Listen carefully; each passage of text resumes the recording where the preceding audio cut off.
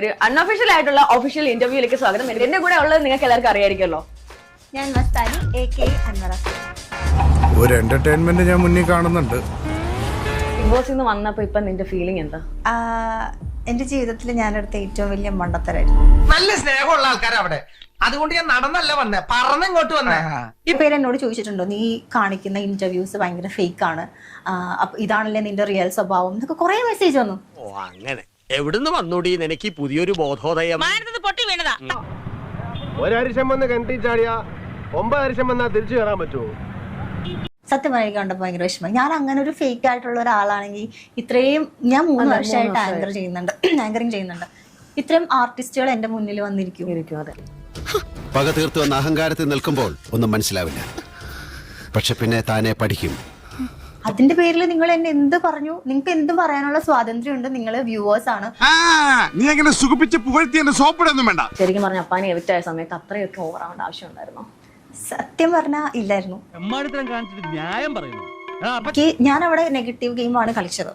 അതിൻ്റെതാണ് ഇപ്പൊ പല പ്രേക്ഷകരും എന്നെ അതിന്റെ പേരിൽ കുറെ ട്രോൾസ് വരുന്നുണ്ട്, കുറെ ക്രിറ്റിസിസംസ് വരുന്നുണ്ട്. അതൊക്കെ ഞാൻ അക്സെപ്റ്റ് ചെയ്യുന്നുണ്ട്. കൗതുക ലേശം കൂടുതലാണ്, മാപ്പാക്കണം. അപ്പാനയുടെ കേസിൽ എനിക്ക് അവിടെ ആരോടും പേഴ്സണലി ഒരു വിരോധവും ഇല്ല. ആ ഗേറ്റ് കടന്ന് ഞാൻ ഇറങ്ങിയതോടുകൂടി എനിക്ക് അവിടെ ഉള്ള ആൾക്കാരോടുണ്ടായിരുന്ന ദേഷ്യം, സങ്കടം എല്ലാം അവിടെ ഉപേക്ഷിച്ചിട്ടാണ് ഞാൻ വന്നത്. ഡോക്ടർമാര് പറഞ്ഞ അസുഖത്തിന്റെ പേര് കൺസൈസ്റ്റോളജി എന്നാ. ഇതിന് മരുന്ന് കണ്ടുപിടിച്ചിട്ടില്ല.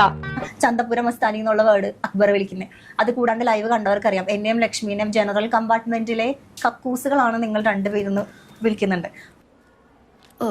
ഉള്ളത് പറയാലോ, ഇതിനെ കണ്ട എല്ലാവർക്കും പിടിച്ചൊന്ന് വാട്ടാൻ തോന്നും. പക്ഷെ പുള്ളിയുടെ എവിക്ഷൻ ഭയങ്കര ഒരു സാഡിസ്റ്റിക് എവിക്ഷൻ ആയിരുന്നു. ആ ഒരു സമയത്ത് എനിക്ക് സത്യം പറഞ്ഞ ഔട്ട് ആയതിൽ എനിക്ക് പേഴ്സണലി സന്തോഷം തോന്നി. എന്റെ കഷ്ടകാലത്തിനാ ഇങ്ങനെ എനിക്ക് തോന്നിയത്. അതിന് ഇത്രയും വില കൊടുക്കേണ്ടി വരുമെന്ന് സ്വപ്നത്തിൽ പ്രതീക്ഷിച്ചില്ല അല്ലേ? ഞാനത് പ്രകടിപ്പിച്ച മീറ്റർ കുറച്ച് കൂടിപ്പോയി. അത് ഈ പറയുന്ന മലയാളി സമൂഹം എപ്പോഴും ഇമോഷൻ വെച്ചിട്ടാണ് കൂടുതലും കാര്യങ്ങൾ കണക്ട് ചെയ്യുന്നത്. എന്താ കുഴപ്പം? കുഴപ്പമൊന്നുമില്ല. സമൂഹം വൃത്തിയായിട്ട് വരുമ്പോഴേക്കും വീട് ഭാർഗവി നിലയം പോലെ ആവൂലേ? അവരുടെ ഇടയിലേക്ക് വന്നപ്പോഴേക്കും ഒരാൾ എവിക്റ്റ് ആവുന്ന സമയത്ത് ഇത്രയും തുള്ളി ചാടിയത് അവർക്ക് ഒരിക്കലും അക്സെപ്റ്റ് ചെയ്യാൻ പറ്റില്ല. പേര് മാറിയാലും പേര് ദോഷം മാറത്തില്ലല്ലോ. മാറും. നിങ്ങളാണ് ഈ പറയുന്ന ആൾക്കാരാണ് ഫോളോ ചെയ്തും അല്ലെങ്കിൽ എന്റെ ഇന്റർവ്യൂസ് കണ്ടും പ്രൊമോട്ട് ചെയ്ത് സപ്പോർട്ട് ചെയ്ത് ഇവിടം വരെ എത്തിച്ചതല്ലേ? അപ്പൊ സ്വഭാവം നന്നാത്തവൻ ഒരിക്കലും രക്ഷപ്പെടില്ല എന്ന് കേട്ടിട്ടുണ്ടോ? ഇപ്പൊ കേട്ടു. ഇത് നിന്റെ ഡയറി കുറിച്ച് വെച്ചു, ആവശ്യം വരും.